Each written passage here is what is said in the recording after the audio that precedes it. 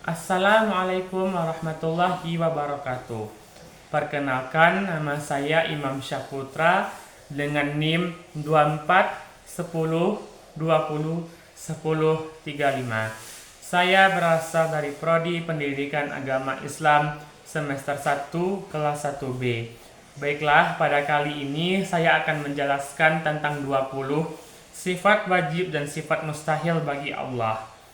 Tugas ini diajukan untuk memenuhi mata kuliah Akidah Akhlak dengan dosen pembimbing Bapak Hedi Rusman MA. Sifat wajib Allah adalah sifat yang tidak bisa dipungkiri kebenarannya. Sifat-sifat ini harus ada pada Allah, sesuai dengan keagungan dan kebesarannya sebagai Tuhan bagi semua makhluk yang ada di alam semesta. Sifat wajib Allah terbagi ke atas 20 sifat. Yang pertama, wujud. Wujud artinya ada. Allah adalah zat yang pasti ada. Dia berdiri sendiri, tidak diciptakan oleh siapapun, dan tidak ada Tuhan selain Allah. Allah lah yang menciptakan langit dan bumi, dan apa yang ada di antara keduanya dalam 6 masa. Kemudian dia bersemayam di atas arsy, tidak ada bagi kamu selain daripadanya seorang penolong, dan tidak pula seorang pemberi syafaat. Maka apakah kamu tidak memperhatikan? Al-Quran Surah As-Sajadah ayat 4. Lawan kata dari sifat ini adalah Adam, yang berarti tidak ada. Mustahil bagi Allah bersifat tidak ada. Jika Allah tidak ada, lalu siapa yang menciptakan alam semesta ini beserta isi?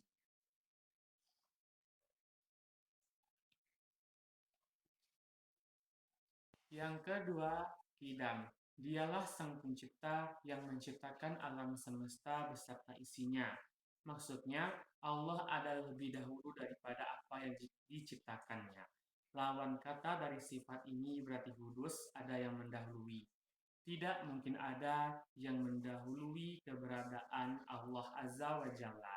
Dialah yang menciptakan alam semesta beserta isinya. Tentunya, pencipta sudah pasti lebih dahulu ada dari apa-apa yang diciptakannya. Berikutnya ada bako yang berarti kekal, tidak akan punah, binasa, atau mati. Dia akan tetap ada selamanya. Lawan kata dari sifat ini adalah fana, artinya musnah. Allah Subhanahu wa Ta'ala tidak mungkin musnah, sebaliknya, ia bersifat kekal selama-lamanya. Berikutnya, muhalafatul hawadisi, artinya berbeda dengan makhluk ciptaannya. Allah sudah pasti berbeda dengan ciptaannya. Dialah zat yang maha sempurna dan maha besar. Tidak ada sesuatu pun yang mampu menandingi dan menyerupai keagungannya. Lawan kata dari sifat ini adalah mumasalatul hawadisi, artinya ada yang menyamai. Allah Maha Agung dan tidak mungkin ada yang menyamai. Yamumu binafsihi, artinya berdiri sendiri. Maksudnya Allah itu berdiri sendiri, tidak bergantung pada apapun dan tidak membutuhkan bantuan siapapun. Lawan kata dari sifat ini adalah ihtiyaju li ghairihi, yang artinya memerlukan yang lain. Allah Subhanahu wa taala tidak memerlukan yang lain. Dia mampu mewujudkan dan mengatur segalanya secara sempurna tanpa bergantung pada siapapun. Berikutnya adalah wahdaniyah, yang berarti tunggal atau esa. Allah Maha Esa atau tunggal. Tidak ada sekutu baginya. Dialah satu-satunya Tuhan, pencipta alam semesta. Lawan kata dari sifat ini adalah ta'adud, yang berarti berbilang. Allah itu Esa, tidak mungkin berbilang atau lebih dari satu. Bukti keesaan Allah ada pada surat Al-Ikhlas. Berikutnya ada kudrat, artinya berkuasa. Allah Maha Kuasa atas segala sesuatu. Tidak ada yang bisa menandingi kekuasaan Allah. Lawan kata dari sifat ini adalah ajazun, berarti lemah. Allah tak mungkin bersifat lemah. Sebaliknya, Allah lah yang berkuasa di alam semesta. Selanjutnya ada iradat yang berarti berkehendak. Apabila Allah berkehendak, maka jadilah hal itu. dan tidak ada seorang pun yang mampu mencegahnya. Kebalikan dari sifat ini adalah karohah. Allah tidak bersifat terpaksa. Sebaliknya, Allah Maha berkehendak atas segala sesuatu. Tidak mungkin ada yang bisa melawan ataupun menandingi kehendak dari Allah. Berikutnya ada ilmu, berarti mengetahui. Allah Maha mengetahui atas segala sesuatu, baik yang tampak ataupun tidak tampak. Maka dari itu, berhati-hatilah kita sebelum bertindak. Lawan kata dari sifat ini adalah jahlun, berarti bodoh. Mustahil bagi Allah bersifat bodoh. Dia menciptakan alam semesta dengan segala isinya dengan begitu sempurna. Berikutnya ada hayat. Allah Subhanahu wa taala Maha hidup, tidak pernah mati atau binasa ataupun musnah. Lawan kata dari sifat ini adalah maut atau mati. Allah tidak akan mati, Dia akan bersifat kekal, terus-menerus mengurus makhluknya tanpa tidur dan tidak letih. Berikutnya ada sama. Allah Maha mendengar baik yang diucapkan maupun yang disembunyikan dalam hati. Lawan kata dari sifat ini adalah samamun atau tuli.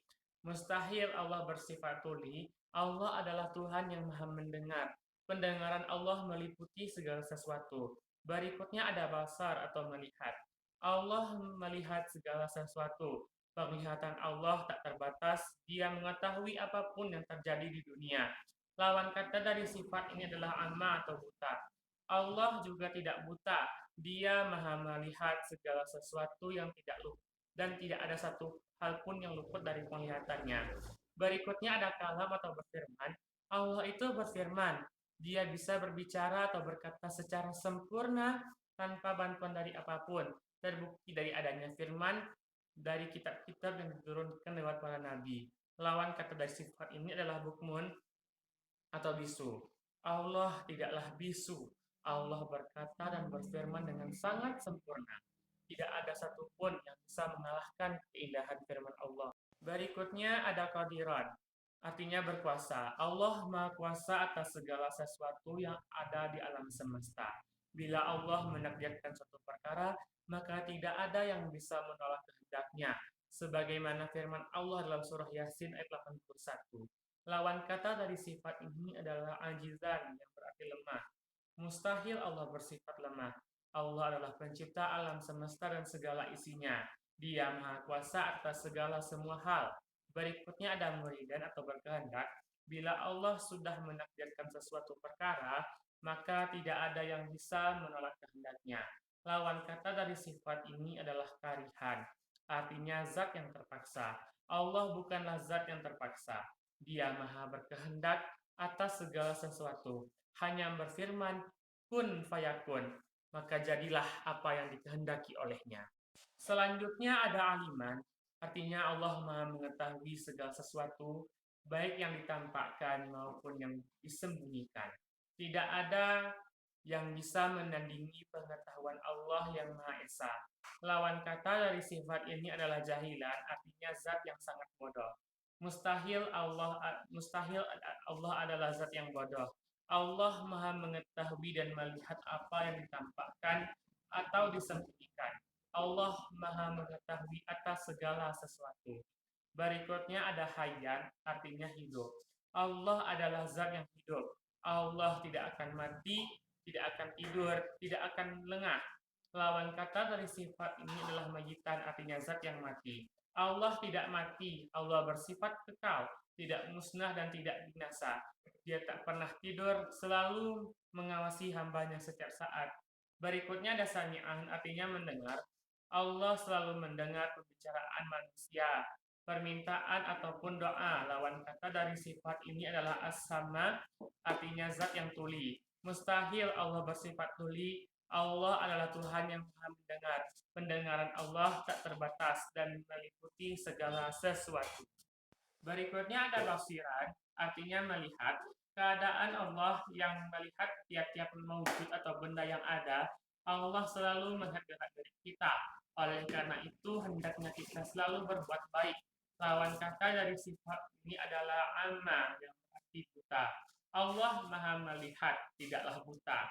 Allah Maha sempurna. Berikutnya ada mutakaliman, berfirman atau berkata-kata. Sama dengan kalam, mutakaliman juga berarti berfirman.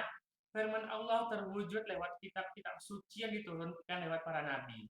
Lawan kata dari sifat ini adalah abkama, artinya zat yang bisu. Allah bukanlah zat yang bisu. Allah berfirman, dan firman Allah tertuang dalam kitab-kitab suci yang diturunkan lewat para nabi. Mungkin cukup sekian penjelasan dari saya. Jika terdapat kata-kata yang salah ataupun kurang berkenan, saya memohon maaf. Wassalamualaikum warahmatullahi wabarakatuh.